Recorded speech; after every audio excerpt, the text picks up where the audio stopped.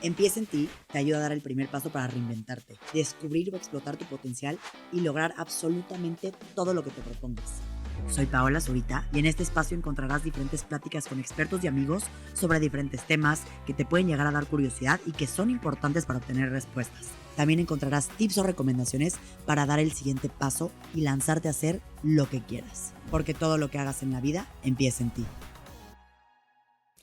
Hola, hola, ¿cómo están? Bienvenidos a un nuevo episodio. Gracias por estar acá con nosotros, gracias por ser parte de este podcast. Llevamos ya varios episodios en donde de verdad me hace inmensamente feliz que cada uno de los temas les ha funcionado para algo. Yo siempre les digo, estos episodios duran una hora, hora y cachito, y a lo mejor no todo lo que se dice en los episodios te funciona o te interesa, pero como todo en la vida, el chiste es pescar lo que a ti te resuena, lo que a ti te puede funcionar y el cambio que a ti te puede llegar a funcionar para empezar a llevarlo en tu vida, adoptarlo y llevártelo. Y de eso se trata el podcast de Empieza en Ti, así que gracias por siempre escucharlo. El episodio de hoy siento que va a ser muy amado. Siempre que toco temas de este tipo, que ahora lo diré, les fascinan, les encantan estos episodios. Entonces, el episodio de hoy va sobre las relaciones, sobre cómo llevar una relación sana, va sobre el amor, sobre el enamoramiento, vamos a hablar de las parejas en general, qué sucede porque hay separaciones, porque hay divorcios, qué podemos hacer para no separarnos, qué podemos hacer para saber que a lo mejor ya es hora de separarnos. Creo que en esta vida no hay como una receta o unos pasos o unas reglas que puedas seguir para asegurar tu relación, pero a lo mejor existen ciertos tips, ciertas herramientas, cierta información que nos puede ayudar a tener mejores relaciones en la vida. Así que el episodio de hoy va de eso, para descubrir esos focos rojos, esas luces verdes, qué hacer, qué no hacer. Y para hablar de este tema que tanto amamos, que tanto nos interesa, nuestro invitado es Chava Gutiérrez. Chava es terapeuta de pareja y conferencista. Tiene una maestría en terapia de parejas, un máster en desarrollo personal y un diplomado en retos y desafíos de la empresa familiar. Chava busca comunicar la ciencia detrás de las relaciones sanas para que la gente sea más feliz y sufra menos. Así que eso vamos a aprender hoy, a ser más felices, sufrir menos y lograr tener grandes relaciones. Bienvenido, Chava. Muchísimas gracias, Paula, y gracias de nuevo por esa maravillosa introducción que me has hecho. No, muy merecida introducción, así que yo muy feliz de tenerte, gracias por estar por acá y estoy lista para interrogarte y anotar absolutamente todo lo que me vas a decir el día de hoy. Pues úsame y sácame provecho porque para mí es un placer estar aquí y lo que queremos es que la gente se lleve lo mejor de nosotros. Totalmente. Así que de verdad sí les recomiendo que si están escuchando este podcast, este episodio, de verdad apunten en sus notas en el cel o en una libretita, porque creo que pocos episodios de verdad sirven para anotar ciertas cositas que las tenemos que tener muy presentes en nuestra vida. Quiero arrancar, Chava, preguntándote, a ver, según la ciencia, ¿qué es el amor? Para empezar. Mira, cada persona tiene una definición de lo que es el amor. Particularmente para mí, Ujú. el amor es darle a una persona 1 millón de motivos para volar y 1 billón de motivos para quedarse contigo. Me encanta esa definición y a ver, explícamela un poco más. Se entiende perfecto, pero es como sacar lo mejor de... Vale, de lo que se trata es que hay que amar en libertad, pero eso no significa libertinaje. No hay que saber diferenciar lo que es el amor incondicional con lo que es el aguante incondicional. Entonces, cuando tú estás con una persona, no tienes que querer lo mejor que te da. Tienes que querer compartir con esa persona para reprogramar la creencia que nos han vendido en las canciones, telenovelas y novelas románticas de que hay que sufrir por amor para saber que la creencia que hay que desarrollar es que hay que disfrutar de un camino compartido mirando los dos de un mismo destino, disfrutando del mismo camino. Y para poder hacer eso, lo que hay que hacer es impulsar la individualidad de cada uno de los exponentes de esa familia. Me encanta y ahorita más adelante quiero regresar a esto que dijiste. Pero antes de entrar a las relaciones y todas estas herramientas y tips que te quiero preguntar, me encantaría que nos explicaras un poquito estas fases en la relación, ¿no? Tú conoces a alguien, está esta parte del enamoramiento, que luego dicen que eso es como Enam- falso o que es una mentira. Entonces, ¿cómo va este caminito? Sé que es distinto para cada persona, pero hay un común. Vale, lo que normalmente sucede es que cuando tú sientes que hay una persona que está destinada para ti, es que vuestros traumas se han reconocido. Ok, Al menos así es como yo lo veo. ok. ¿Por qué? Porque cuando tú conoces a una persona que te genera un gran interés, tú te conviertes en un investigador privado emocional. Es decir, lo quieres saber todo de esa persona. Pasado, presente y futuro. Oye, ¿qué te ha pasado? ¿Cuáles son tus deseos? ¿Qué quieres de tu futuro? ¿Qué es lo que quisieras alcanzar conmigo? ¿Cómo podemos trabajar conjuntamente para conseguir aquello que tú quieres? Entonces, de repente, todo tiene un matiz distinto. Los colores son más efusivos, tienen más brillo, la fragancia huele más especial. Ves lo bueno, pero no ves lo malo. Y cuando lo Ujú. ves, lo minimizas. Y cuando se trata de ti, como quieres estar a la altura de ese par, lo que tratas es de maximizar la persona que tú eres.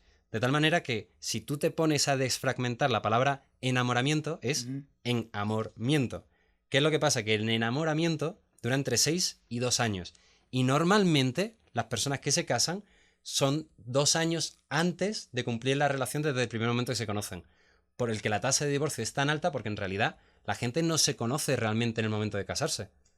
Y en este enamoramiento, chava, yo alguna vez leí, escuché o alguien me comentó Ujú. que más bien lo que tú estás viendo en la persona, o sea, esto que tú acabas de decir Ajá. también, pero que hay una proyección como de tu ideal de vida, que estás hablando como de ti, ¿no? No estás ni siquiera respetando lo que realmente estás viendo, estás como proyectando todas tus fantasías, tus sueños, tus ideas, y eso es lo que estás observando de la persona. Ojalá fuese así.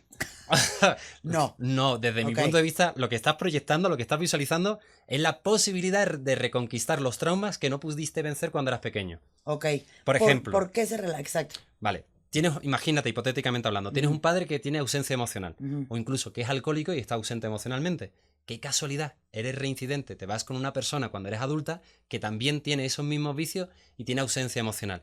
Porque intentas vencer como adulto lo que durante la infancia no conseguiste por mucho que te empeñaste en eso. Si no lo trabajas. Si no lo trabajas. Pero todos nos parecemos más a nuestro padre y a nuestra madre de lo que nos gustaría admitir, sin excepción. Lo que pasa muchas veces es que la gente se va al otro extremo y dice, no, yo soy diferente. No, perdona, tú eres lo que yo llamo un falso rebelde, porque te has ido de un extremo a otro y los extremos se tocan. Entonces, en el punto medio siempre está la virtud. Cuando realmente una persona se trabaja es cuando entiende su género editorial y hace las paces con su personaje de la historia. Ok. Y en la parte del enamoramiento que dices de 6 meses a 2 años, Ujú. ¿por qué sucede esto de que de verdad dejas de pensar? Te vas como el borras, te vas de boca, nada, no racionalizas. De pronto, y te quiero poner ejemplos, ¿no? Yo tengo amigas recién que acaban de empezar a andar con una persona y se olvidan de su persona. Por un momento una amiga ya me decía, yo ya me voy a ir a vivir al otro lado del mundo, voy a dejar de trabajar, voy a dejar de hacer. Y yo de fuera digo, ¿qué te está pasando? Te estoy desconociendo. ¿Por qué pasa que de pronto te nublas y te olvidas tanto de ti? Porque está drogado o está drogada. Porque sí, sí, Sí. neuronalmente hablando, es prácticamente como si tuviesen metido una raya de cocaína. O sea, realmente no estás viendo las cosas de forma racional.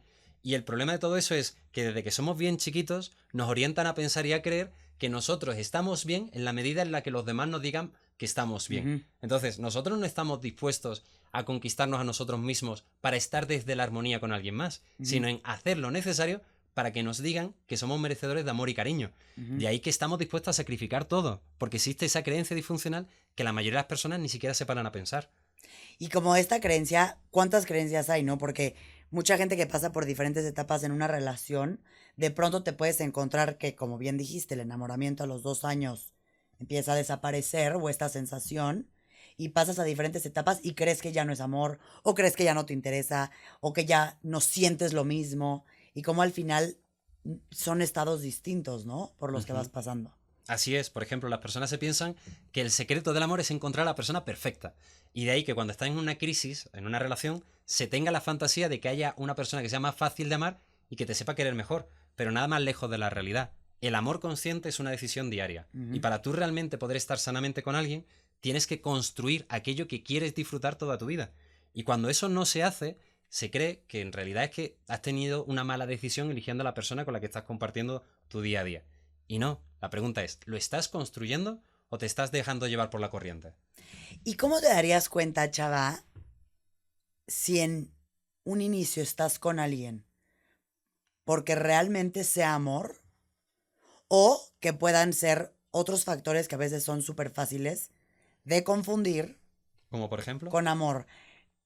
confianza, amistad, Confianza, similaridad. amistad, apego, ¿no? O también desde el otro lado de los traumas, ¿no? Al final conseguiste a alguien que te volteara a ver, conseguiste a alguien que te dijera todas las partes que te dolieron desde chiquita, y a lo mejor ni siquiera es amor, ¿me explicó? Pero eso también es carencia, porque, por ejemplo, lo que tú estás comentando ahora, lo he visto muchísimas veces. Ujú. Una persona termina una relación y resulta que lo que no tenía era que era una persona familiar. Y de repente va con una persona que es muy familiar, pero todo lo demás lo tiene mal.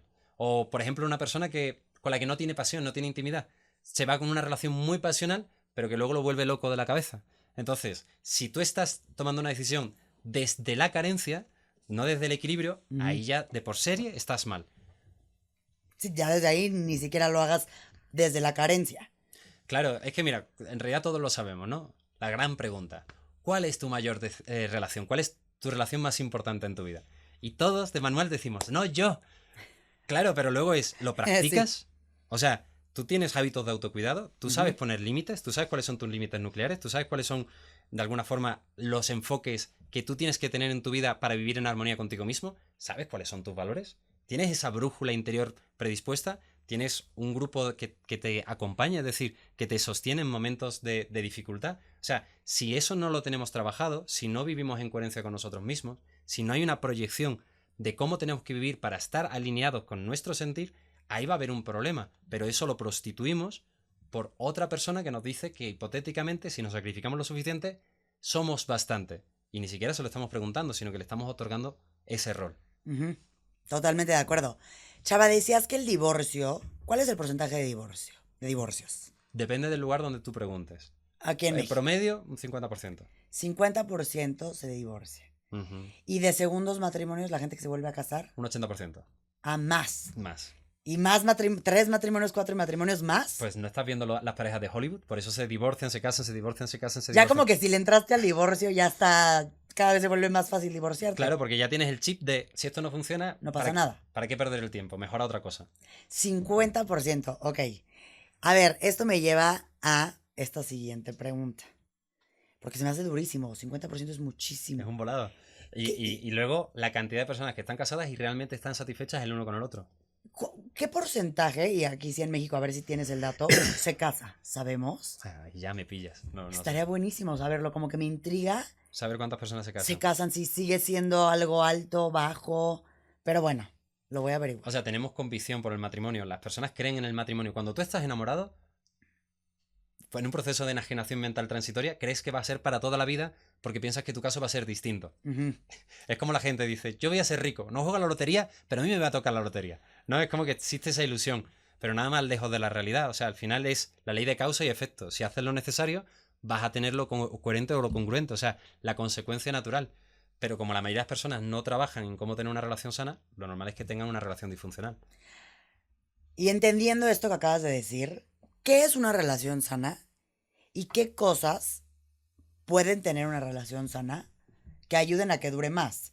Creo que no hay nada que te asegure así de haz esto y vas a durar toda tu vida, no.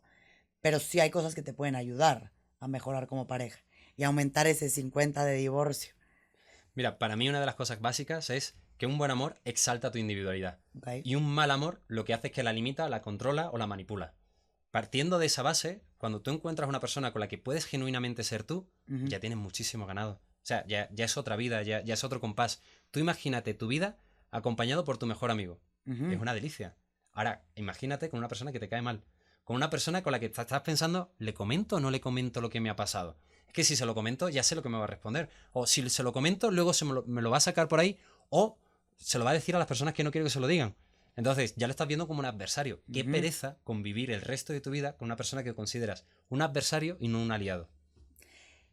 ¿Y por qué pasa que de repente te puedes llegar a encontrar casada o casado con una persona que un día amaste, todo funcionaba y dices, sí, tomo la decisión de pasar el resto de mi vida contigo y que se empiecen a cambiar este tipo de cosas y que empiezan a suceder este tipo de cosas de la nada, porque a veces no lo ves desde el inicio. Bueno, no ocurre de la nada. Te das cuenta Bueno, de la nada, que es algo muy exacto. distinto. Vale, pues es el proceso de conciencia, es cuando se ha estallado la burbuja y es cuando realmente la persona descubre que ese vínculo emocional no es tan fantástico como se había visto. Entonces, ahí es cuando uno tiene que trabajar lo necesario. El problema es que muchas veces las personas es como la imagen del iceberg, ¿no? Pues se ve la superficie, pero no se ve la profundidad. Ujú. Entonces, todos tenemos un género editorial que tenemos que trabajar.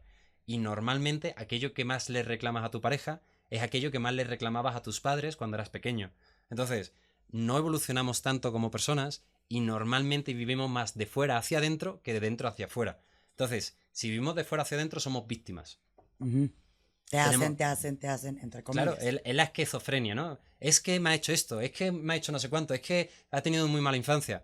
Claro, pero si entendemos que cada uno es arquitecto de su propio destino, ya la cosa cambia, porque dejamos de ser víctimas y somos co-creadores de la realidad que queremos imponer. Entonces, para que las cosas cambien, tenemos que reestructurar lo que nos ha enseñado socialmente. Y es, o sea, Y, yo no te conozco, Paula, ujú. Pau, perdón, pero a que tú seguro que quieres tener un matrimonio para toda la vida y te gustaría tener un matrimonio como tus abuelos, que tuvieron toda la vida Mis juntos. papás. Como tus papás. Vale, yo también. A mí me encantaría tener un matrimonio para toda la vida. ¿Cuál es el problema? Que nuestros padres o nuestros abuelos lo que aprendieron es que para estar toda la vida hacía falta resiliencia. Sinceramente, yo no creo que nadie tenga que tener resiliencia para aguantar algo que le hace infeliz toda su vida. No, Claro. no es óptimo. Pero ¿cuál es el tema? No nos enseñan inteligencia emocional. No nos enseñan a tener comunicación asertiva. No nos enseñan a poner límites. No nos enseñan a cómo autorregularnos. No nos enseñan a cómo generar un compromiso férreo. O cómo resolver los conflictos sanamente. O cómo desescalar los momentos de tensión y entender cuándo uno se tiene que ir cuando ya la situación está demasiado tensa. No nos enseñan a cómo enseñar pedagógicamente o cómo enseñar a través de los aciertos en vez de los errores. O sea, hay tantas Ujú. cosas donde hay una laguna tan grande que digo, es normal que es que te estemos repitiendo generación tras generación todo lo malo que todavía no hemos sanado. No, y las relaciones humanas fuera de la pareja, con tu mamá, con tu papá, con tu mejor amiga, con tu mejor amigo, son complicadas, porque al final, Son no com- complicadas, son complejas. No sé ni cuál sea la palabra, Cuando no sabes gestionarlo, sí. no, pero a lo que voy es, toma un esfuerzo porque de verdad estás juntando dos mundos en uno, tratando de hacer que se entiendan. Entonces, es de balance. Pero regresando a lo de las relaciones sanas, Ujú. mencionabas que un punto era respetar la individualidad. ¿Qué otras cosas podemos encontrar en relaciones sanas? Una comunicación sana. El hecho de que se tenga más predisposición por comprender que por responder. El hecho de que integremos que existen dos orejas y una boca para escuchar el doble de lo que hablamos. Ok, ¿qué otra cosa? El hecho de entender cómo llegar a una resolución de conflictos sana. Es decir, cuando tú validas una percepción y yo tengo la libertad de decirte cómo me siento, enfocándome en la solución y no en el problema, siendo colaboradores y no contrincantes, conseguimos hacer un ganar-ganar.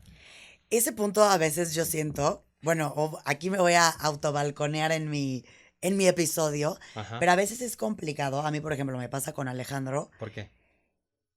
y lo hemos trabajado, ¿eh? Pero hay veces que, y es una parte que a mí no me cuesta trabajo, creo que este se llamaría, bueno, ahí sí escucha el episodio, escuchará lo que estoy diciendo, pero a nosotros nos pasa que a veces discutimos Ajá. y y para mí no es un punto de ver quién gana. O sea, a mí me da igual si gano yo o gana él. Para mí el bien común es la relación. Como que yo lo veo, punto de vista de Alejandro, punto de vista de Paola, la relación, ¿no? Ajá. Entonces yo no estoy intentando ganar.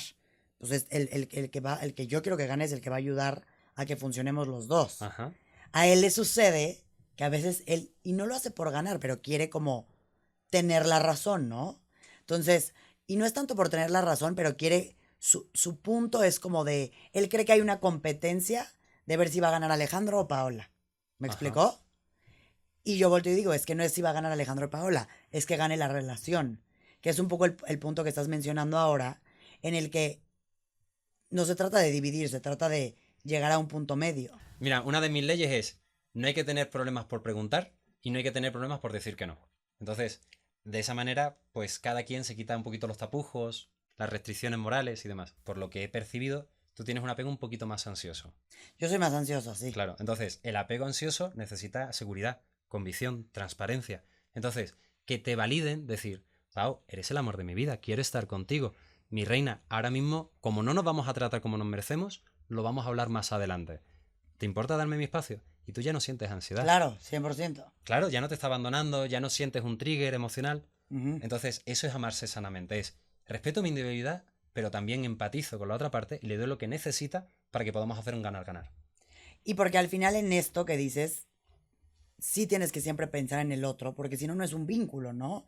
Si no, nada más son dos personas existiendo y cada quien con su individualidad y su camino. Es que entonces no es sano. Claro. Es que entonces no es un vínculo íntimo. Ahí es cuando se cae en la convivencia, pero no en la conexión. Ujú. Entonces yo hablo mucho de que hay una gran diferencia entre una familia junta y una familia unida. Y cuando eso pasa, cuando cada uno va por su Una camino, familia junto, una familia unida. Ujú. ahí se tiene una familia junta, pero no se tiene una familia unida.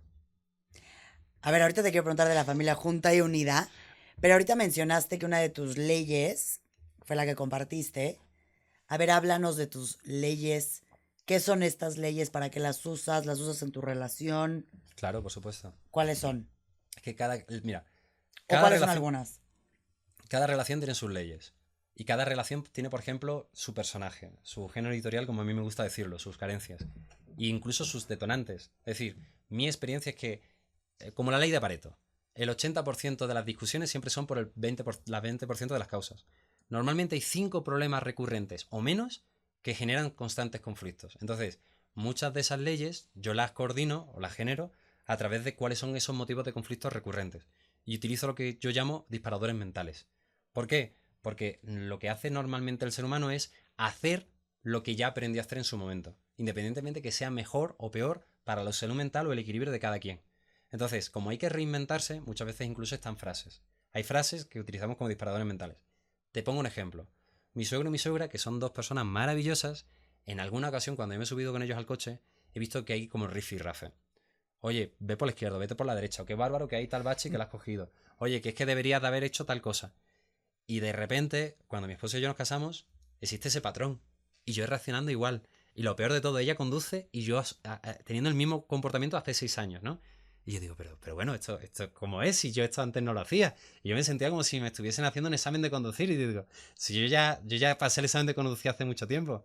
Entonces, eso luego nos llevaba a una discusión porque el peor sitio donde una persona puede discutir es en el coche. No hay contacto visual, no estás conectando ni empatizando, estás retroalimentándote con lo que estás pensando, al mismo tiempo tienes muchos motivos de estrés porque estás mirando al coche al lado, que si las señales. Es el peor lugar donde puedes hablar de un tema tensionante. Entonces, yo en su momento propuse, oye, mira, vamos a hacer esta ley, que es quien conduce manda. ¿Qué es lo que pasa? Que yo puedo tener el impulso, o mi esposa puede tener el impulso, de decir algo de lo que nos gustaría que sucediese o pasase mientras que estamos conduciendo. Ujú. Pero cuando decimos ella o yo, quien conduce manda, ya el otro lo sabe. Aquí hay una ley que hemos diseñado en función de nuestros detonantes. Y la llevamos tranquilo. Nunca más volvimos a discutir en un coche porque cuando pasaba, ya inmediatamente decíamos esa ley y Ujú. no funcionaba. ¿Qué otra ley tienes que nos puedes compartir? Por ejemplo, en nuestro caso, no se ve la televisión para ir a dormir. Vemos la televisión, por ejemplo, por la tarde, pero para ir a dormir no. ¿Por qué? Primero porque te afecta el sueño, ya lo sabemos, porque los dos somos club de fan de Laura Ring. Pero luego, porque normalmente ese es el hobby número 1 que tienen todas las parejas a nivel mundial, ver la televisión. Pero ver la televisión no te hace conocer a la persona con la que tienes al lado en lo más mínimo, no te hace sentir más conectado, ni más comprendido, ni hace que crezcáis en algún proyecto, en algún objetivo. No te conecta en nada. De hecho, lo único que hace es compartir tiempo. Se convive, no se conecta. Ujú. Entonces, para que haya conexión, por la noche yo lo que recomiendo es, por ejemplo, nosotros tenemos cierto juego de cartas, nosotros leemos, nosotros conversamos de lo que nos ha pasado en el día, empezamos a fantasear del futuro que queremos compartir, nos educamos sobre cómo queremos educar a nuestro hijo o solventamos algunos de los conflictos que pueden llegar a salir. Y ahí, chava, me gusta lo que dices entre convivencia y conexión. Ujú. La mayoría, o bueno, yo creo que la mayoría de la gente que termina divorciándose Convive y no conecta. convive y no conecta. ¿Cómo te puedes dar cuenta si en tu relación estás conviviendo y no conectando? Fuera de estos ejemplos que veo de lo que tú dijiste que haces para conectar. Pero creo que en un día a día a lo mejor, no sé, yo pienso en mis amigas o la gente con la que yo convivo todos los días, que a lo mejor, y me estoy saliendo un poco aquí del tema de pareja, ¿no? Pero para aplicarlo en un general, que a lo mejor a veces, muchas veces convives y no conectas, ¿Es cierto? pero aún así hay cariño, hay amor, hay que tarde o temprano va a morir. No necesariamente. Tú puedes tener una convivencia con una persona afable durante toda la vida. Pero como precisamente dijo Marta Baile en cierta ocasión, hablando con ella me dijo, mira, yo tengo tier 1, 2, 3, 4, 5, o sea, no todas las personas encajan en un nivel de proximidad íntimo. Yo lo comento con la moraleja, por ejemplo, de un señor feudal. A mí eso me ayuda a visualizar las relaciones, que es, no es lo mismo las personas que están contigo en el castillo, que son los cortesanos, las que están dentro de las murallas del castillo, que son los burgueses, que las que están atrás de ese castillo, fuera, que son los campesinos. Hay diferentes tipos de personas que están más allegadas o menos allegadas a ti. A mí no me importa tanto lo que me dice un desconocido en redes sociales, pero sí me importa mucho lo que me dice mi esposa. Y sí tengo en cuenta lo que me dicen mis amigos íntimos. Entonces, hay que tener en cuenta qué tipo de relaciones tienes para saber qué tanto tienes que conectar. Porque tú no puedes conectar con un perfecto desconocido o no con tanta facilidad si estás bien trabajado. Totalmente de acuerdo. Pero sí, la conexión te ayuda a que las cosas sean un poco más a largo plazo. Así es. Y en el tema de pareja, Chava, mencionabas al inicio del episodio que mucha gente se casa antes de los 2 años y entonces sigues en este proceso de enamoramiento y por ende, pues... No, y explota en el matrimonio el primer año y ahí es cuando te A das ver, cuéntanos qué sucede ahí. Te casas enamoradísima, con toda esta parte hermosa y aparte con expectativas, ideas, y de repente llega un momento que te topas con pared. O sea, yo no sé cómo tú lo verás, pero desde mi punto de vista, y hablo también a nivel personal, la inmensa mayoría de nosotros nos casamos siendo extraordinariamente inconscientes. Entonces, no sabemos realmente dónde nos estamos metiendo. Y claro, cuando nos metemos, la dosis de inconsciencia es proporcional al sufrimiento. Y como me gusta decir, lo que no aprendes por discernimiento, lo aprendes por sufrimiento. A mí, mi primer año me costó una depresión, mi primer año de matrimonio. O sea, era demasiadas las expectativas o la confianza que tenía en que las cosas iban a salir bien porque éramos buenas personas y nos conocíamos, pero los dos éramos muy inconscientes y había mucha incompetencia emocional por ambos lados. Entonces, ¿qué es lo que pasa? Que explota esa burbuja del enamoramiento y dices, wow, ¿qué es lo que pasa? Y de repente la persona con la que convives empieza a ver sus defectos y ya no ves sus virtudes, que es el lado opuesto de lo que por lo que empieza una relación. Y de repente sales afuera y los desconocidos ven todo lo bueno y no ven lo malo que ve la persona con la que convives. Y dices, aquí hay algo que va mal. Y normalmente, como hemos dicho antes, vemos el responsable, la persona que se acuesta a nuestro lado, en vez de, pues bueno, en nosotros mismos. Y con eso, Chava, hace rato mencionabas que lo que más reclamas o lo que más le echas en cara a tu pareja, Normalmente lo que viviste, la carencia que viviste en tu infancia. la carencia que viste tú y es lo que deberías estar trabajando tú, ¿no? ¿Qué podemos hacer? Yo justo en terapia siempre me repetían o lo platicaba mucho, que me decía, a ver, cuando estés con tu pareja, empieza a analizar, me decían, de verdad juega, o sea, deja de verlo que si enemigo, que si te hizo, que si te tal. Me dijo, a ver, es un maestro en esta vida que si te está tocando estar con él, que ese conflicto regrésatelo para ti, ¿no? O sea, ¿qué puedo yo trabajar? ¿Qué puedo yo mejorar? Y no quitando la comunicación, pero como estas cosas que a veces uno exige o quiere que la pareja haga, es propia carencia tuya o una necesidad tuya que hay que cubrir. ¿Qué opinas de cómo podemos manejar estas cosas en pareja? Es una buena pregunta. Mira, te lo comento con una anécdota personal. En Alcohólicos Anónimos se dice, no damos consejos, contamos experiencias. Me No, gusta. no he Voy ido a a empezar a Alcohólicos decir Anónimos, eso. pero me lo contó un amigo y se me quedó. Una amiga fue, le voy a preguntar. Bueno, por ejemplo, una de las cosas que me pasó al principio con mi esposa es que cuando yo me metí a hacer conferencias de manera virtual, a participar en diferentes reuniones y esto y lo otro, yo tenía o sentía constantes interrupciones. A modo de ruido, a modo de entrar en el despacho, preguntarme cosas que no tocaban.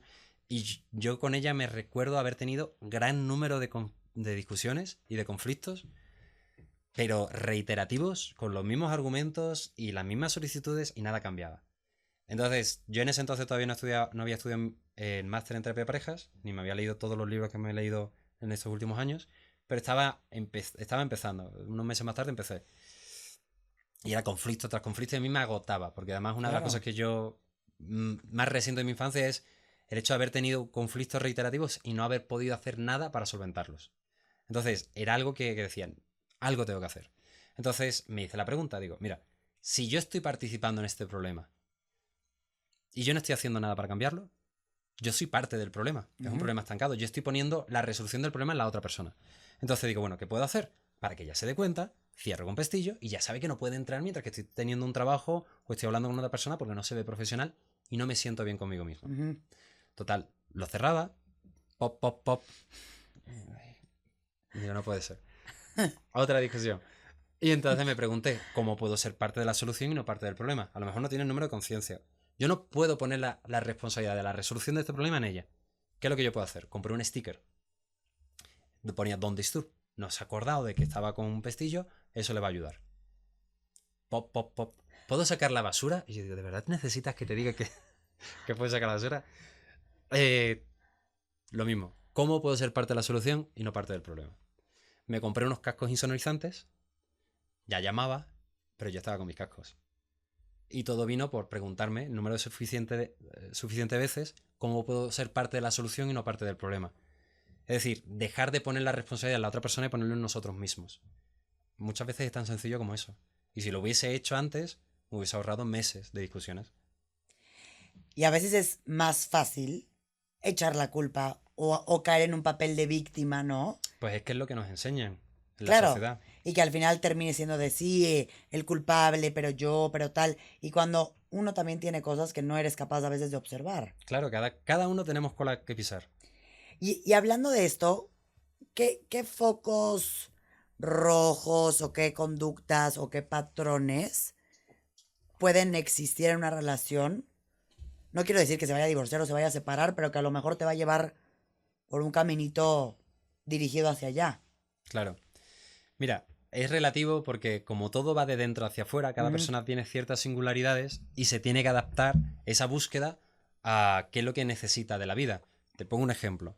Yo tengo una paciente que sabe que su esposo es infiel. No lo ha confrontado porque lo estuvimos hablando y dice, oye, ¿tú estarías dispuesto a dejarlo si continúa ese comportamiento? No. Entonces le pregunté, ¿tú crees que te va a respetar más o te va a respetar menos si lo confrontas por algo que no estás dispuesto a dejarlo en ese sentido? Y me dicen, pues creo que me va a respetar menos porque igualmente creo que lo va a hacer. Entonces, ¿para qué lo quiere sacar? Y decidió no sacárselo. Y sigue conviviendo felizmente con él.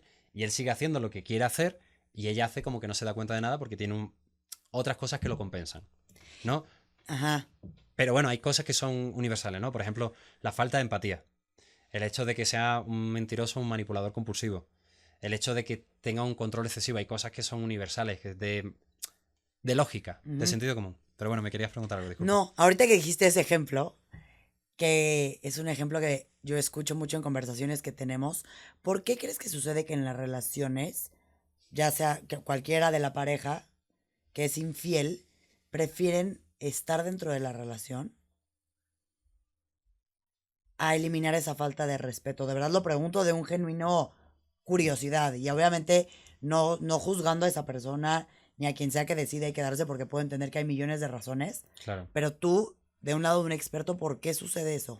Mira, es que la pregunta está muy bien hecha, la respuesta es multifactorial. Muchas veces es por los hijos, por el estilo de vida que se tiene, porque tiene una vida cómoda, por el contexto social, por lo que van a pensar los demás, por la familia de origen, de lo que te han dicho o no te han dicho, o que no te sientes capaz de sobresalir adelante, porque tienes una mala autoestima, porque es lo que aprendiste de tu seno familiar. Es que muchas veces son por varios motivos o es por un motivo en concreto. A veces incluso la persona tiene los recursos económicos necesarios para salir adelante, pero es la única vida que conoce. Y también me parece bien porque hay muchas personas que no tienen un matrimonio perfecto, pero mínimamente satisfactorio porque saben compensar y ven más lo bueno que lo malo. Pero por eso cada persona tiene que preguntarse y analizarse, oye, ¿cuáles son mis no negociables? ¿Cuáles son mis heridas más graves que yo bajo ningún concepto podría permitir porque sería perderme a mí mismo? Porque el mayor drama dentro de un matrimonio es divorciarte de ti mismo o de ti misma para seguir casado con una persona. ¿Cómo llegas a ese punto? Que te olvidas a ti mismo y terminas ya siendo, ya ni sabes quién eres. Porque pasa. Sí pasa. Hay gente que dice, yo ya no están mis hijos, estuve dedicada a toda la vida a esta persona. ¿Qué conductas te llevan a llegar a ese punto? Lo digo para que identifiquemos y quien esté escuchando diga en este caminito que tú puedas hoy voltear y decir, como dices, ¿no? Cada quien es distinto. Pero ¿qué te puede detener a que llegues a ese punto? Mira, es algo tan básico y tan sencillo como autocuidarse. Si una persona todos los días se esfuerza en tener una buena relación consigo misma o consigo misma, si todos los días se marca un objetivo en lo personal, en lo social, en lo profesional, si todos los días trata de que su vida merezca la pena según sus términos, es decir, vivir según sus necesidades, es muy complicado que se vaya a descuidar hasta ese punto. Pero ¿cuál es el problema? Que nos vamos descuidando un día, ese día se convierte en una semana, esa semana en un mes, empiezas a orientar tus decisiones en los demás, en tu familia muchas veces, y el epicentro, en vez de estar en ti, está en otra persona. Pero pensemos, por ejemplo, en un barco que se hunde. Un barco cuando se hunde, no se hunde por la cantidad de agua que lo rodea, sino por la cantidad de agua que entra en el barco. Entonces, la cantidad de agua que entra en el barco son los acontecimientos externos. Es aquello que no está dentro de nuestro control o no está dentro de nuestro equilibrio y nuestro balance. Si cada uno tiene un buen autocontrol, una buena autogestión, si se rinde homenaje todos los días, por más agua que haya afuera, uno tiene muy bien cimentados sus cimientos. Entonces, es tan sencillo como todos los días hay que estar bien con uno mismo para luego poder estar bien con los demás. Y me gusta esto que dices de las decisiones, porque creo que cuando estás en un lugar, a veces no te puedes dar cuenta, ¿no? Si estás pensando en ti, si estás pensando más en los demás. A veces es complicado verlo. Y creo que esto que acabas de decir, al menos de que seas consciente, trabajes en ti, ¿no? Como que una serie de pasos te llevan a tener esa conciencia que te permiten observar esas cosas. Si lo logras, checa lo que dijiste. Si no estás ahí, a veces es súper complicado darte cuenta. Claro. Y creo que ahí lo que dijiste es clave de decir cuántas de las decisiones que tú tomas en un día, ¿a dónde van dirigidas? O sea, ahorita mientras lo decías, está cañón que digas, esta decisión fue por mis hijos, esta decisión fue por mi esposo, esta decisión fue por lo que sea. Y si te das cuenta que de pronto ninguna decisión fue para tu bien, te puedes cachar en este caminito, ¿no? Claro, total. Porque las decisiones justo, pues es como llevas tu día, tu vida, tu día, tu mes, tu semana, tu vida entera. Mira, hay un cuento muy bonito, que no es un cuento, es una anécdota, de cómo los esclavos africanos que venían a Estados Unidos en su momento hacían trabajos forzados. Y en cierta ocasión hay una anécdota escrita de un esclavo que trabajaba arduas horas, en jornada completa. Empezaba a primera hora de la mañana, terminaba a última hora de la noche. Pero siempre, siempre, siempre, cada vez que terminaba, cuando todos estaban completamente exhaustos, él le dedicaba tiempo a cuidar y regar una flor que tenía en el lugar donde él dormía. Las personas que estaban en su entorno lo veían y se molestaban. Todos terminamos cansados. ¿Por qué le dedica tanta atención a eso? Aquí estamos para sobrevivir. ¿No es suficientemente cansado el trabajo al que nos están exponiendo? Y una persona en su momento lo confrontó, lo empujó, hasta se lo tomaba a mal. ¿Por qué estás haciendo eso? ¿Qué es lo que nos quieres enseñar?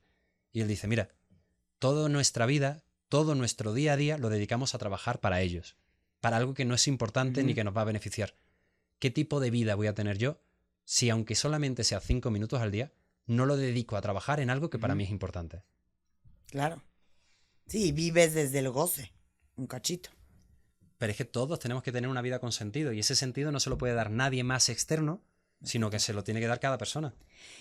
Y justo hay una falsa creencia que teniendo pareja o teniendo un matrimonio o casándote, te van a venir a ser feliz. Yo tengo muchas amigas que ahorita están solteras y que creen que por casarse llega la felicidad. Y yo me he echado con ellas cafés infinitos de decirles, se los juro, podrían estar casadas Y no, y ser infinitamente infeliz. claro. O estar casadas y seguir tu vida tan increíble como la llevabas estando soltera, nada más que estás acompañada con alguien que la pasas increíble, pero como no es una solución, ¿me explicó? A lo que voy. O sea, hay una falsa creencia ahí de este tema, que el emparejarte o el casarte te va a venir a dar felicidad y que alguien te va a venir a hacer feliz. Porque tienen una mentalidad de juego finito. ¿Cómo a qué te refieres? O sea, existe el juego infinito y el juego finito. El juego finito es, cuando consiga este logro ya voy a ser feliz. Cuando tenga un ascenso, cuando tenga tanto dinero, cuando compre mi casa, cuando compre mi segunda casa, cuando me vaya de viaje a tal sitio. Y nunca llega. Nunca llega. Entonces, es el proceso, es el día a día. Aunque tú te cases, luego va a ser otra cosa y otra cosa y otra Claro. cosa. El problema está en que pensamos muchas veces los logros. Eso le pasa mucho a las personas, incluso a los hombres. Oye, tengo que conquistar a la mujer de mi vida hasta que nos casemos. Y ya con eso ya lo tengo. No, perdona, sigue conquistando todos los días. Esto es un trabajo constante. Y no que lo conquistes sacrificándote. Conquista disfrutándolo. Porque también es un disfrute ver cómo la persona que quiere reacciona ante un buen gesto. Entonces, es eso en cualquier ámbito de la vida, pero se ha visto también con las personas que le toca la lotería. Se ha visto también en las personas que pensaban que por irse a vivir a otro país, otro continente, ya lo tenían todo solucionado. Nunca es así. Y siempre es mantenerse uno bien para luego poder estar bien. Es más de dentro hacia afuera. El contexto, como hablábamos antes, no va a importar tanto. Obviamente, pues no es lo mismo navegar en el Mediterráneo que en el Antártico, ¿no? Pero independientemente de que estés navegando en un sitio o en otro, tú tienes que cuidar tu coraza, tú tienes que cuidar tu barco. Para ti, Chava, ¿tú cómo ves un matrimonio? ¿Lo ves como una empresa? ¿Lo ves como un contrato? ¿Lo ves? ¿Cuál es la manera en la que tú te diriges hacia el matrimonio con tu esposa y tu plan de vida? ¿Por qué te pregunto esto? Siento que justo por las falsas creencias, por las idealizaciones, por falsas expectativas, películas, bla, bla, bla, que ya todos sabemos, se te genera como una idea de, desde la tontería de mi media naranja hasta en mil cosas más de lo que es estar casado o en pareja, Ujú. ¿no? Y creo que yo cuando cambias un poco a la parte más realista, de mayor conciencia de lo que es una relación, Ujú. eres millones de veces más feliz y puede ser mucho más duradero. Claro. ¿Cómo lo ves tú? También. O sea, lo que pasa es que esa pregunta abarca muchos Pero a enfoques. lo que voy es, exacto, ahora como buen enfoque, pero que me digas, para mí un matrimonio al final están dos personas unidas en donde hay que navegar, o sea, creo que hay una forma de Para, m- observarlo de vale. fuera. Para mí es la empresa más importante que puede llegar a tener tanto un hombre como una mujer. O sea, hablándote personalmente, yo podría hacer 1000 cosas más que serían extraordinariamente e infinitamente mucho más rentables que lo que yo estoy haciendo. ¿Por qué estoy haciendo lo que estoy haciendo? Porque es que si no iba a repetir los mismos patrones que yo aprendí en mi familia de origen y que había pasado en una generación anterior y digo, no quiero, no me lo compro.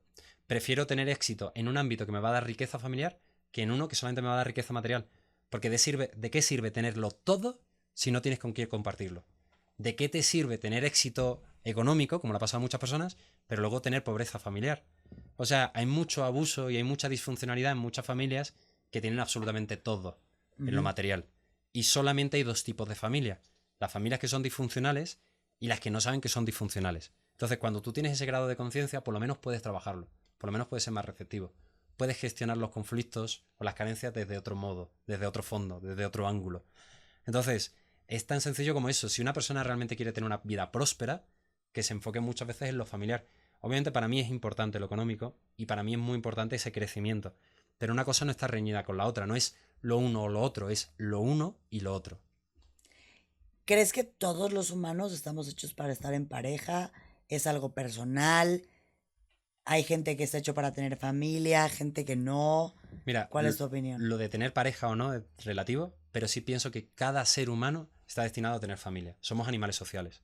Para algunas personas tener familia es tener 7 gatos. Para otros es tener un vínculo de amigos íntimos. Para otros, montar una familia con hijos que llegue de generación en generación respetando una cultura familiar y unos valores compartidos, una visión de la vida. Para otros es simplemente tener una pareja y no casarse. Da igual cuál sea la definición de cada persona. Pero obviamente todos tenemos que trabajar en tener la mejor familia posible. Y Chava, ahorita mencionabas que tu familia o tú creciste en un ambiente que no te gustaba Ujú. y que es algo que has intentado cambiar, Es algo que he cambiado. que has cambiado. Es algo que has cambiado. ¿Cómo fue? ¿Cómo creciste tú? Si nos puedes compartir. Porque creo que está bueno escuchar. Muchas veces siento que hay gente que dice "Es que yo ya valí. Si mi papá es un pintacuernos, yo voy a ser un pintacuernos. Si a mí me pegaban, yo tengo miedo que mi furia, ¿no? Entonces, ¿cómo puedes salir de esto que al final absorbiste toda tu infancia Ujú. y hoy le das la vuelta? Mira, yo lo que creo que es importante que cada persona haga, lo que creo que es fundamental y trascendental si una persona quiere cambiar su vida, es entender cuál es su linaje, cuál es su historia, cuál es su narrativa y qué es lo que aprendí y llegó a normalizar. En mi caso particular, lo que yo aprendí del rol masculino era que era un gran proveedor y tengo la fortuna y la dicha de poder decir que mi abuelo fue un gran hombre con una gran historia y una gran repercusión o éxito. Mi padre también a su modo, un poco menos, pero también le ha ido bien, pero que en ambos existieron familias con ciertas carencias o ciertas lagunas o ciertas áreas de oportunidad. Entonces, era algo que yo no quería, el hecho de, ¿para qué me quiero proveer si luego a nivel familiar pues no se va a tener esa conexión? ¿Para qué quiero tener una familia junta en vez de unida por más riqueza material que pueda llegar a existir? Entonces, la competencia de una persona sí es importante. Yo dentro de mi ámbito trato de ser competente y estoy abriendo nuevas líneas de negocio y afortunadamente creo que no me va nada mal. Me podría ir mucho mejor.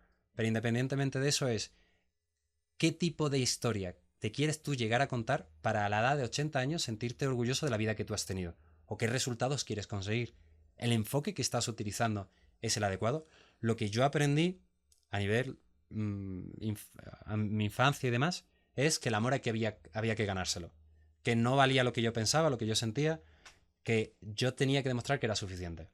Que yo tenía que alcanzar objetivos. E incluso si los alcanzaba, luego no iba a ser bastante. Siempre había algo más. O incluso que lo importante era que estuviesen orgullosos y contentos las personas que tenían que estarlo.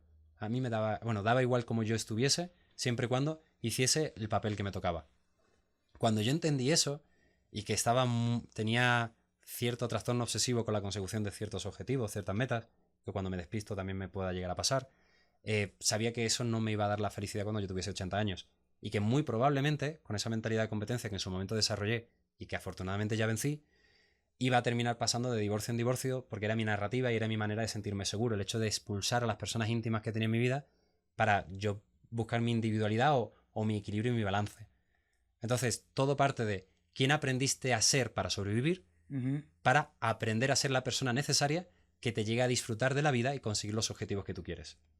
Ciertas cosas que uno puede hacer para descubrir quién es esa persona que aprendió a hacer para sobrevivir sería terapia, claramente, Claro. pero... Mira, por ejemplo, hay un ejercicio muy básico.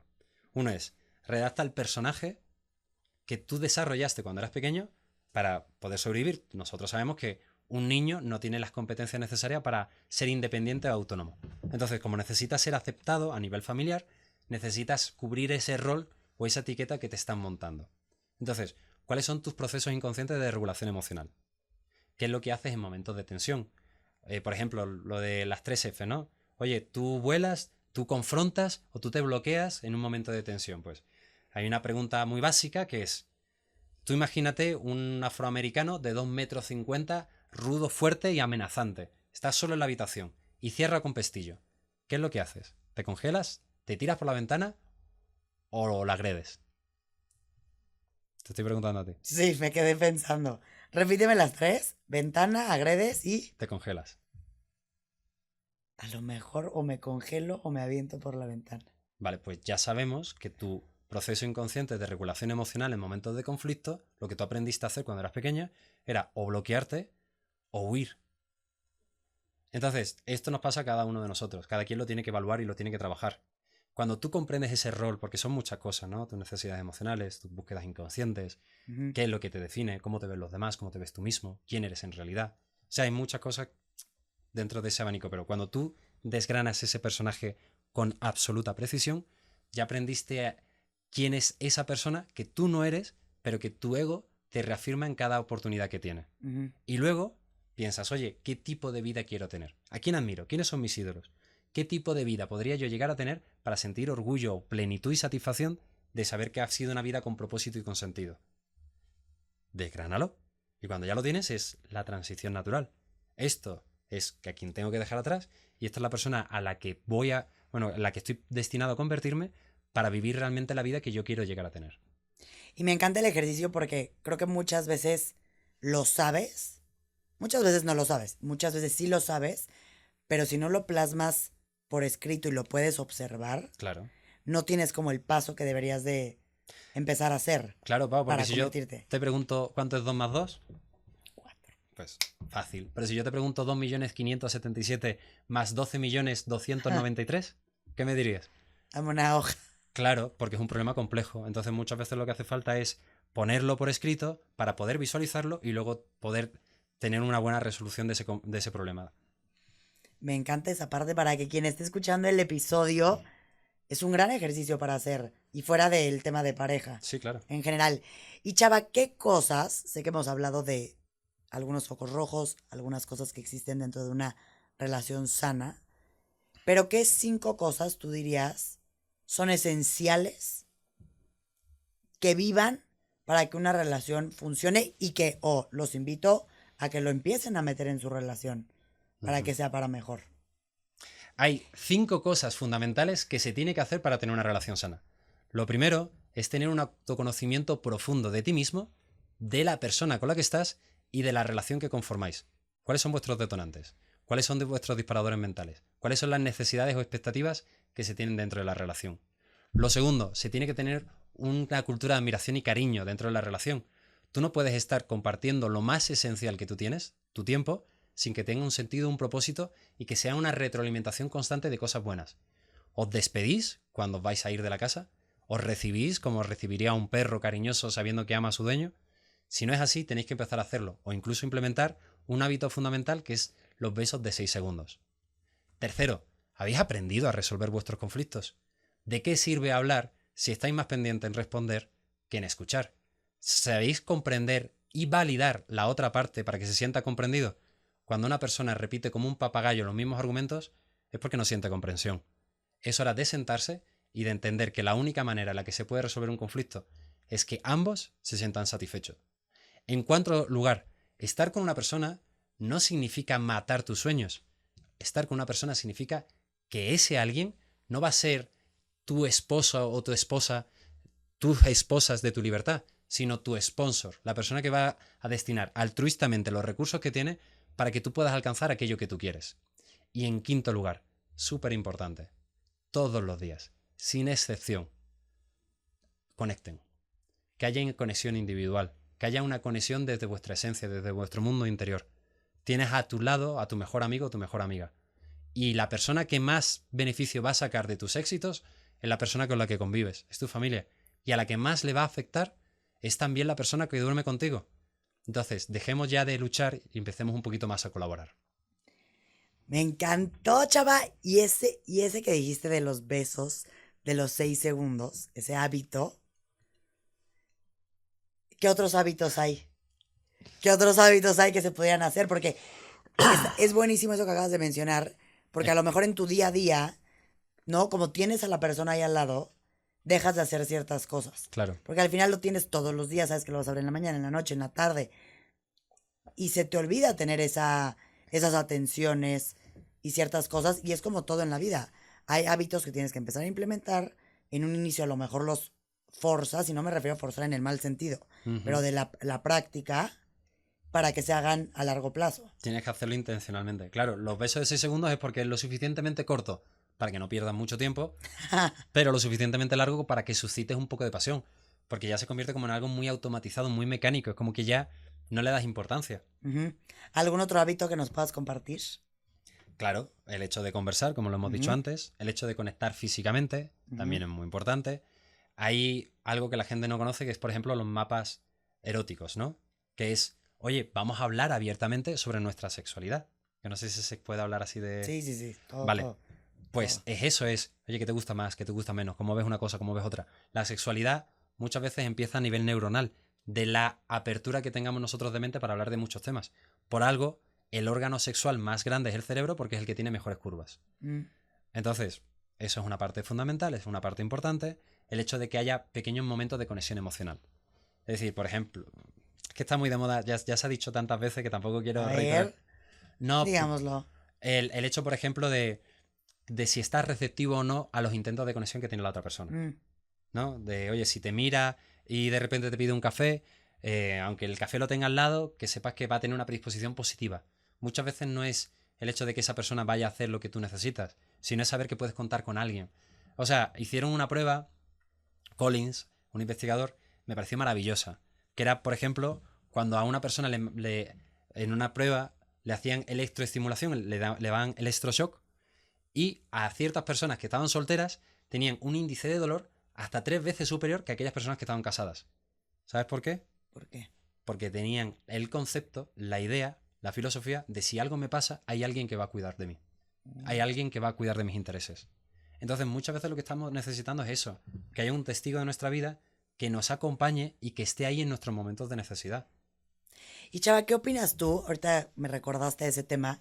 Ves que hay un libro que se llama 5 idiomas del amor, ¿no? Sí, me he leído todos sus libros. El mejor que tiene es ese, con mucha diferencia. Ok. Esa parte, ¿qué opinas? Porque yo lo leí, de hecho, antes de casarme.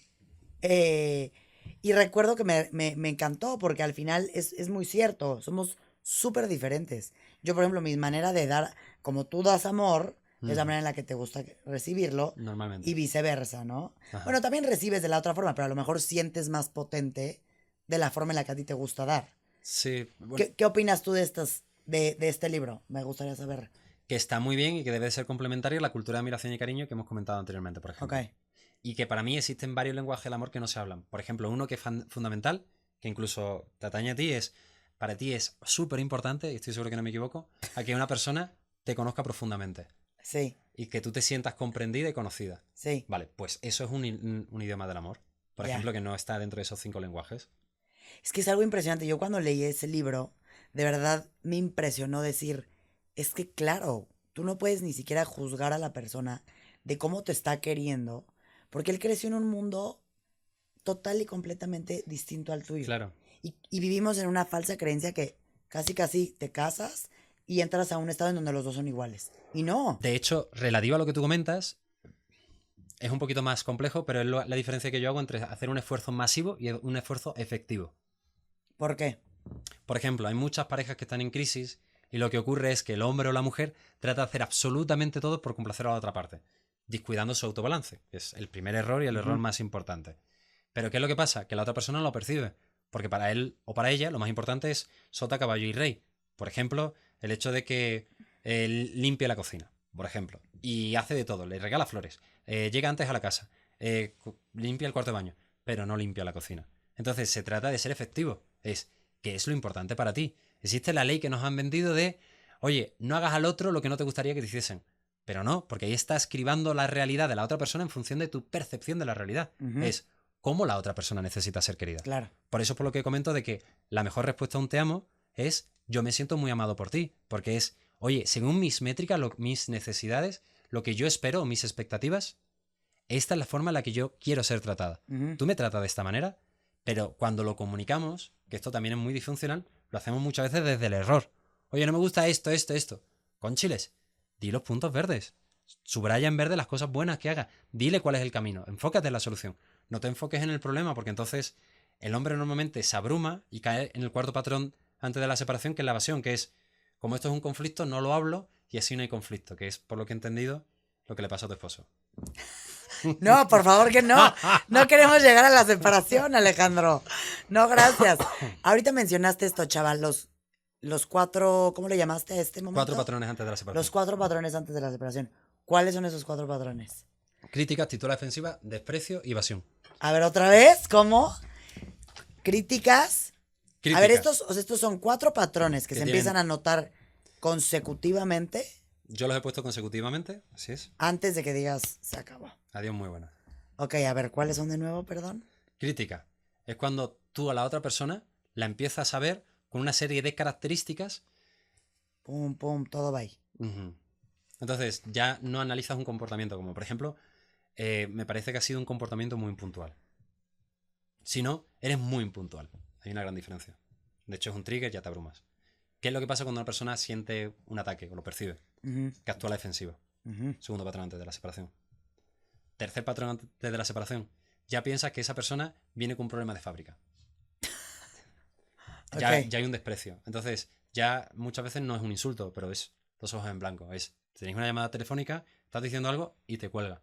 Estás despreciando a la otra persona. Ya no le estás rindiendo homenaje.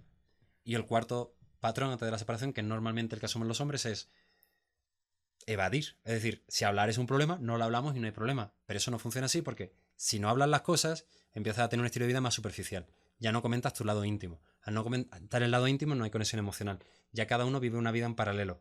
Como no hay conexión emocional, la mujer no se siente predispuesta a tener una conexión física. Si no existe conexión física, ya existe una percepción de negatividad de que la persona con la que se está es un adversario. Un tren. ¿Y crees? Y lo menciono porque al final quien esté escuchando este episodio, estos patrones, ¿qué pasa si alguien lo está escuchando y dice, bueno, yo tengo el de, te invento, crítica y desprecio? ¿Eso es lo que a ti te pasa? No, esos dos no. Justo dije mis dos que no. Dije, esos no, ni crítica ni desprecio. Pero ¿qué pasa si dices, los tengo? ¿Ya dices, ya valí? No, hay 4 soluciones. Esto es como una persona que desayuna, come, merienda y cena una hamburguesa. ¿Qué es lo que le va a pasar a esa persona dentro de 2 años? Pues va a engordar. En el mejor de los casos. Puede tener mucho problema. Puede morir. Sí. Pero ese diagnóstico es cierto siempre y cuando se mantenga ese mismo comportamiento. Interrumpes el comportamiento y se acaba ese problema. O ese diagnóstico que se va a cumplir. Bueno, pues por cada uno de esos 4 patrones hay 4 soluciones que si se practica y se ensaya, se puede solucionar. Por ejemplo, la crítica es el inicio suave. Y ahora también me vas a preguntar, ¿pero qué es el inicio suave? Vale, se supone que cuando una crítica es un inicio duro. Un inicio duro es, empiezo hablando de ti. Como por ejemplo, Alejandro, eres muy puntual, ¿no? Por la misma de antes. Y siempre haces lo mismo. No consideras las cosas que para mí son importantes, ¿no? ¿Por qué? ¿Qué es lo que se hace ahí? Lo que se hace es hablar en segunda persona del singular, no decimos cómo nos sentimos, adicionalmente hacemos un análisis exponencial de la situación, es decir, tenemos una cultura más telenovelesca, decimos o pensamos que las cosas, cuanto más grandes las hagamos, más la otra persona va a poder empatizar o ceder a lo que le estamos contando, y contamos problemas anteriores que han sucedido, que están relacionados o no, de tal manera que la persona pues recibe una gran carga negativa. O sea, la solución de eso obviamente no va a ser una buena resolución. ¿Cuál es la solución? ¿Cuál es el inicio duro? Ese. Y el inicio suave es, hablo en primera persona, como por ejemplo, pongo el ejemplo, que es, Alejandro, me siento muy frustrada porque habíamos quedado a 1 hora y cuando miré el reloj vi que habían pasado 15 minutos. Yo sé que es algo que en alguna ocasión nos ha pasado. A mí me ayudaría mucho a sentirme más segura si cuando tú sientas que vas a llegar algo tarde, me mandases un mensaje. ¿Podría hacer algo yo para ayudarte a que cuando eso sucediese, bueno, tú supieses que tuvieses que llegar a la hora?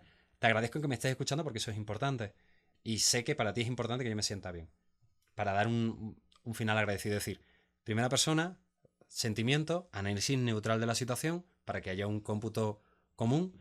Ofrecemos de alguna forma una solución y damos un agradecimiento para que cada encuentro donde se quiera solucionar algo no sea siempre algo negativo. Pero qué va, y de lo que te escucho, porque al final todo tiene que ver con una comunicación efectiva, Es muy importante. pero como la comunicación de verdad es la base de todo en las relaciones, literalmente, porque de ahí parte todo, y no dejas nada a la interpretación de nadie. Pero bueno, y sigamos con el siguiente. La actitud a la defensiva es la responsabilidad. Tú imagínate que Alejandro llega tarde a la casa y se había comprometido a hacer la compra y vais a tener una cena con unos amigos. Tú estarías en derecho de decir, Alejandro, no nos va a dar tiempo, pero ¿por qué haces esto? Contaba contigo para la comida. Y Alejandro podría haberte dicho, pero ¿por qué no lo has hecho tú? Yo estaba muy ocupado. ¿Por qué no has ido tú a hacer la compra si era para ti tan importante? Y ahí se escala, porque tú te sientes atacada, él se siente atacado, se termina en discusión. Es mucho más fácil tomar responsabilidad. Alejandro, independientemente de la tonalidad, escucha eso y dices, tienes razón. ¿A ti te importa si voy ahora mismo? Está asumiendo la responsabilidad y se está encargando de la solución. Ya no hay recriminación de ninguna parte, ya no le podrías decir absolutamente nada más. Para el desprecio es la cultura de admiración y cariño, es decir, en vez de enfocarte en ver lo malo, nos enfocamos en ver lo bueno, en vez de que exista una presunción de culpabilidad como existe en toda relación en crisis o con demasiada costumbre, empezamos a apreciar lo bueno. Es decir, nos enfocamos en las cosas buenas que tenemos que agradecer de la persona con la que convivimos. Y como la vida, también. Como la vida. Y en vez de evadir, en vez de hacer una evasión, que es lo que hacemos muchas veces los hombres porque nos abrumamos con más facilidad, es cómo autorrelajarnos. Es decir, aprender a respirar, a autocalmarnos cuando sintamos un trigger, a explicar o comentar lo que estamos sintiendo y lo que necesitamos, y a volver a intentar aquello que no ha salido la primera vez. Como por ejemplo una conversación difícil. ¿Por qué la evasión sí es un factor? No quiero decir que todos los hombres, porque de hecho yo tengo 3 hermanos y de mis 3 hermanos, Los tres evaden. no, te podré decir que uno sí, otro no. O sea, justo siempre pienso en ellos cuando dicen ejemplos de hombres. Pero ¿por qué si en un general los hombres evaden más? Es que tenemos una educación muy mala. Nos educan más a competir, luego no nos enseñan a estar identificando nuestras emociones o nuestro mundo interior. Los hombres no estamos tan predispuestos a escuchar o asociamos la vulnerabilidad con desnudarnos emocionalmente. Luego cuando hay problemas, pues muchas veces nos callamos. Hay hombres que se quitan la vida y parece que tienen una vida perfecta o aparenta que no tienen ningún tipo de problema. Entonces, para un hombre es especialmente difícil tener una conversación con su pareja con un gran componente emocional. Pero no porque invalide la emocionalidad de su pareja, que también puede darse el caso, sino porque invalidan sus propias emociones. Entonces, tú no puedes dar a la otra persona lo que no te das a ti mismo. Claro. Aparte, no, repito, no todos los hombres, pero es un factor común que en las relaciones la mujer muchas veces es la que promueve esta comunicación. Es cierto. Y ahí te pregunto, ¿qué sucede? Porque estamos hablando de una situación en un porcentaje alto, ¿no? Y en las parejas, ¿qué sucede? Como, porque que haya un lado, y no me refiero a la mujer, ¿eh? Quitémosle para quien sea. Pero si siempre de un lado hay una participación o una iniciativa más hacia comunicar que la otra, ¿cómo a la larga no se vuelve cansado? No, es que se vuelve cansado de todas, si se hace de un enfoque desde la carencia. Ahora, ¿cuál es la mejor manera de aproximar este tipo de enfoques? O de cualquier tipo de evolución o proceso. Lo que hemos dicho antes, siempre desde el balance. Entonces, hay una persona que siente un trigger, o un detonante, o una agresión percibida, que suele ser el hombre cuando se comenta cierto tipo de conversaciones difíciles con una gran carga emocional. Vale, se le tiene que respetar su individualidad. Oye, ¿qué podemos hacer para que tú te sientas más cómodo hablando de estos temas? Yo qué sé, música de fondo, un minito. El hecho de hablarlo cuando no hay otros distractores. Por ejemplo, para el hombre es muy importante que exista un lapso de desconexión, para que cuando pueda estar hablando de algo lo haga solamente enfocándose en ese algo. Ahora que lo dices, me viene Alejandro así a la mente. Claro, o incluso tiene que tener un proceso de transición. Si termina de trabajar e inmediatamente tenéis una conversación difícil, malo, porque todavía no ha hecho ese proceso de desconexión. O incluso cuando la voluntad es algo que se agota. Si llevas todo el día haciendo cosas que son importantes y han sido difíciles, si llegas al final del día, vas a darle las sobras a tu pareja. Claro. Claro, entonces, pues si tenéis la oportunidad de hablarlo al mediodía o por la mañana, no a primera hora, pero sí por la mañana, pues va a haber más capacidad de comunicación asertiva, o va a haber más tolerancia o más flexibilidad. Entonces hay cosas que son muy básicas. Y es impresionante porque mientras dices esto, como yo, Paola, y hablo de mujeres que tengo en mi círculo de amistad, de familia, somos tan distintas. Tú podrías estar trabajando y que de repente te dijeran un tema Claro, de personal y lo contestas y de repente te podrían decir un problema y atacas. Entonces tú estás a veces pensando en la manera en la que te relacionas como tú eres. es que las mujeres estáis más evolucionadas que los hombres. Eso. Pero Pero es en verdad. algunos aspectos, Sí, claro. tenéis más desarrollo individual, tenéis más conciencia emocional, más conciencia corporal, tenéis más empatía para conectar con otras personas, más predisposición, más solidaridad. O sea, en muchos sentidos estáis infinitamente más desarrolladas que el hombre. Y Chava, bueno, todavía, ahorita voy a llegar a la pregunta que enviaron, pero en una relación, así como dijimos, de los 6 meses a los 2 años es el enamoramiento, ¿no? Por Ajá. decir. En una relación, supongamos, no necesariamente que te cases, pero que bueno, ya tomes el paso para querer estar con esa persona el resto de tu vida, si así le sale.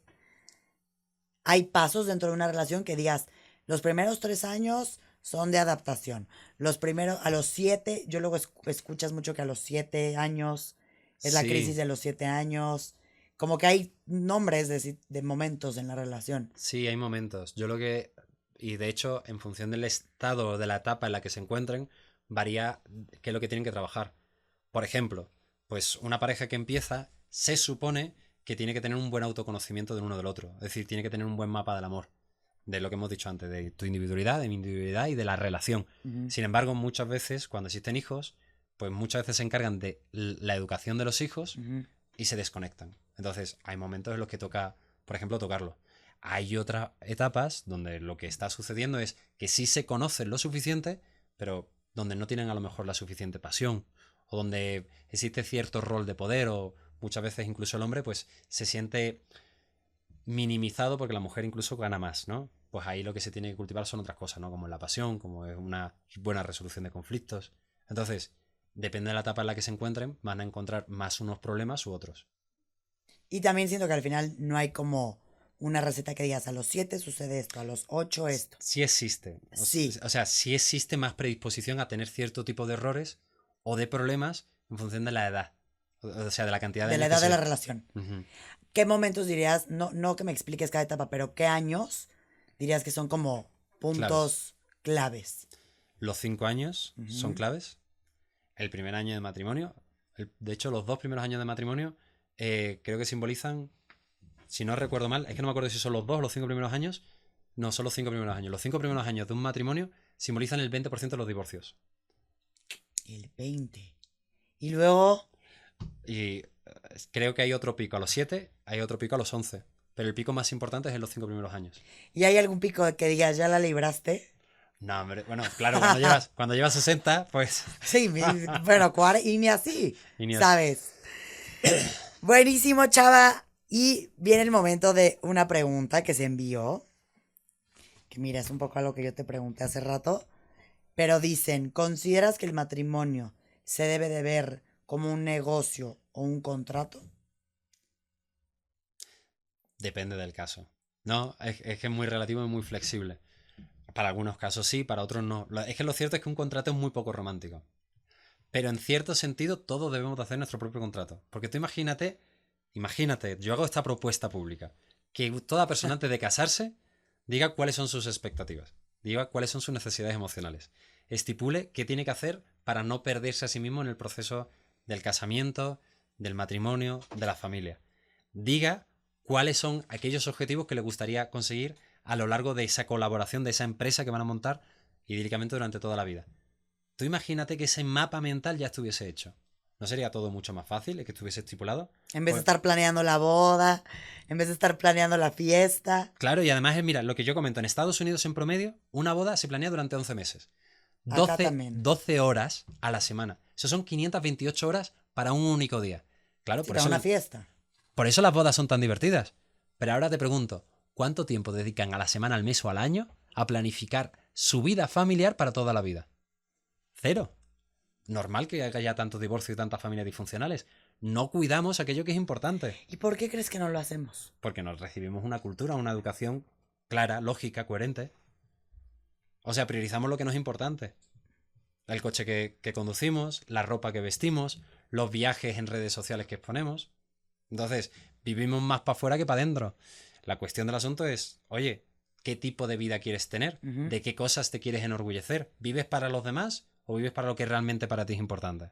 No, y como dices tú, al final, y lo ponen en esta pregunta, ¿no? Negocio, contrato, a lo mejor como dices, le quita lo romántico, pero de cierta forma, sí está bueno entender que si van a dos personas decidir apostar por un proyecto de vida juntos, pues sí, es una empresa que tiene una visión, que tiene un objetivo, que quieres caminar hacia los mismos lugares y es como un negocio de decir, nuestras visiones están, o sea, ¿vamos para el mismo lugar o no? De hecho, las personas que vienen conmigo, que ya se han divorciado o estaban en proceso de divorcio y demás, es lo que trabajan.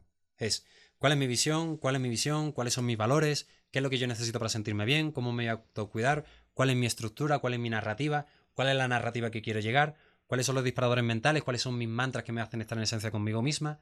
Y en función de todo eso es qué tipo de pareja quiero yo para poder disfrutar de este camino compartido, consiguiendo los dos un mismo destino, ¿no?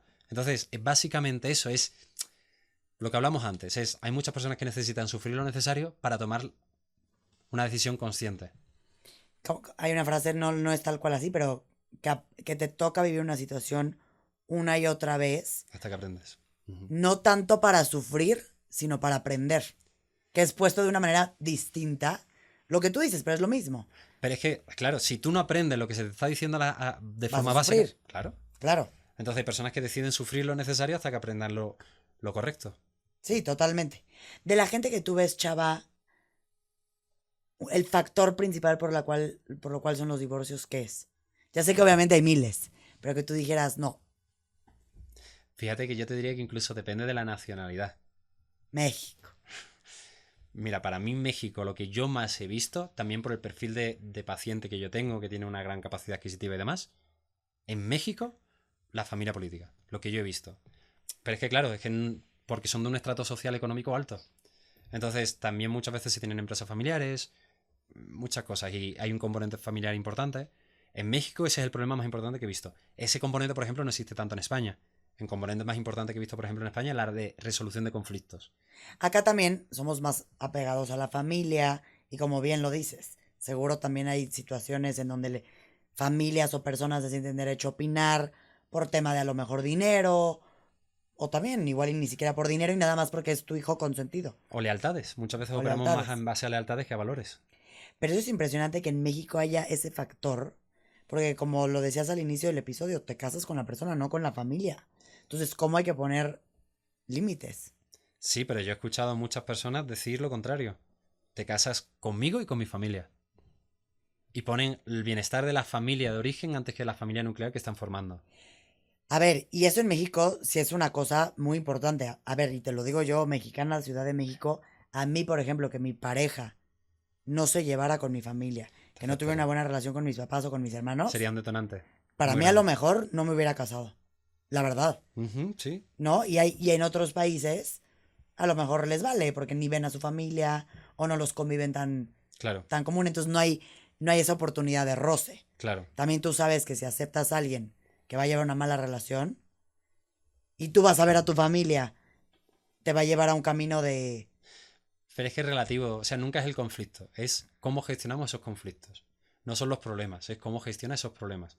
Claro. La vida reparte las cartas, pero tú juegas la mano. Ujú. Entonces, si tú sabes cómo conciliar esas diferencias, no debería de ser un problema tan grande. Y aún así, factor número 1 aquí en México. Qué horror. Claro, Qué fuerte. porque no se sabe gestionar, no se sabe lidiar. No, y viene todo desde esa raíz. Y Chava, alguna... Espérate, no, todavía no va eso. Va el momento del tazón de Empieza en ti. Es un papelito, no tiene nada que ver, a lo mejor y sí. Ahí sé por qué viene con un plástico. Voy a quitar esto. Si mañana murieras, ¿qué harías hoy? Qué gran pregunta. Exacto, ¿qué harías hoy? Hablar con todas las personas con las que he conectado, que han impactado mi vida. Dedicarle esas horas a mi esposa, a mi hijo. Tratar de dejar algo perdurable que quisiera que fuese el legado. O quedarme yo algo más tranquilo. Porque habría algunos cabos sueltos hoy en día que me gustaría de alguna forma solucionar Cerrar. dentro de las posibilidades. Y agradecer todo lo que me ha tocado vivir. Me encanta, esa nunca había salido, hoy fue el primer día. ¿Alguna recomendación, Chava, de película, libro o podcast que hable de lo que estamos hablando? Mira, yo la que recomiendo muchísimo, serie This Is Us. Ujú, buenísima. Pero que no has hecho este Llanto ejercicio. máximo. Se tiene que ver This Is Us Ajá. y con tu pareja se tiene que hablar de las dinámicas, de los personajes. Lo que a mí me gusta de la serie es, con ese ejercicio de poder comentarlo, es, oye, estás hablando del mundo interior, íntimo, emocional, de personajes que obviamente tienen un componente emocional y lo procesas y demás. Pero es que si lo haces con personas de fuera, es como un pequeño escalón para luego poder hacerlo con la persona que tienes al lado o contigo mismo. Ujú. Entonces es eso, es cómo desfragmentarlo, ¿no? Ese ejercicio, por ejemplo, se llama la escalera de Klaus, que es cuando se quiere conseguir un objetivo muy alto, lo desfragmentamos en pequeños objetivos o pequeños pasos para que se vaya consiguiendo, y ese es un paso muy bueno. Y para vosotros, que afortunadamente tenéis proyección de toda la vida, sí es una habilidad brutal. O sea, para que podáis tener conversaciones Ujú. antiestrés, para que podáis convertiros en mejores amigos, Ujú. para que le puedas ayudar y te pueda ayudar. Porque tampoco es sano el hecho de que, con todo el amor que él siente hacia ti, el hecho de que no quiera que tú sepas ciertos problemas para no preocuparte innecesariamente. Sí, No, durísimo. claro, esto es como un consejo de administración de una empresa. Ujú. Tú eres la copropietaria de la empresa más importante que tú tienes, tu familia. Ujú. Tenéis que aprender de hablar de todos los temas. Y sobre todo con el componente emocional. Entonces, empezar por ahí puede ser un punto importante. Y libro, carajo, me acabo de acordar. Y se olvidó. Es que te iba a traer mi libro, Más barato Ay, que un no. divorcio. ¿Cómo se llama? Más barato que un divorcio. ¿Qué trata de todo lo que haces antes de divorciarte? No, trata de cada una, bueno, pues cada una no, pero muchas parejas que yo he recibido en sesión, cuáles son los problemas que se han encontrado, cómo lo han solucionado o qué necesitaron aprender o necesitaban aprender para poder solucionarlo. Más barato que un divorcio. Más barato que ¿Dónde un lo divorcio. podemos conseguir? En Amazon, además el número 1 en divorcio y relaciones disfuncionales en Ok. México. Ay, buenísimo. Para tenerlo lo voy a empezar a leer. Te lo voy a regalar. O sea, discúlpame, se me olvidó, No, me no acabo de importa, lo acordar. compro feliz. ¿Y algún episodio, algún podcast que hable de relaciones, algo que se pueda recomendar? No. Pues yo no he encontrado alguno con el Que te conectes. Perfecto. Buenísimo. Es todo, Chava. ¿Cómo te podemos encontrar en redes sociales? Si tienes también las terapias, algún curso, desconozco, pero todo lo que tengas, dínoslo.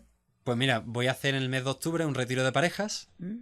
Un evento, el evento más barato que un divorcio. Me puedes localizar en mi página www.chavagutierrez.com, en www.másbaratoqueundivorcio.com, en las redes sociales con Chava Gutiérrez.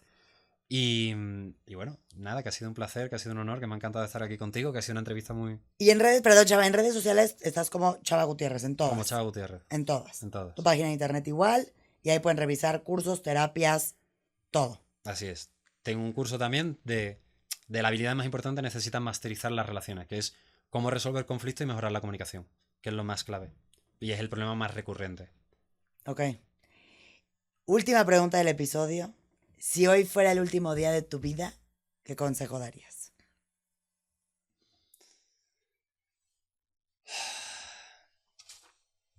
Que tomen decisiones en base al amor. Que en la vida venimos para dos cosas. Para amar y para ser amados. Que en esta vida no importa lo que tienes, importa a quién tienes. Y que lo que va a recordar la gente no es lo que dijiste, sino cómo les hiciste sentir. Entonces, que conectemos más desde el corazón y que seamos felices, porque cuando vibramos alto, conseguimos cosas más elevadas. Muchísimas gracias, Chava. Gracias por A estar ti. aquí. Ahora sí ya saben cómo encontrar a Chava. Le pueden mandar mensajes a sus redes sociales, meterse a su página, absolutamente todo. Y gracias por estar Ha sido un placer, en el Pau. podcast, Chava. Te lo agradezco. Gracias a ti. Gracias a todos por escucharnos. Y no olviden encender las notificaciones para que les llegue cada vez que salga un nuevo episodio. Compartan los episodios, que es la manera que llegamos a más personas. Y gracias por escucharnos. Gracias, Chava. Gracias.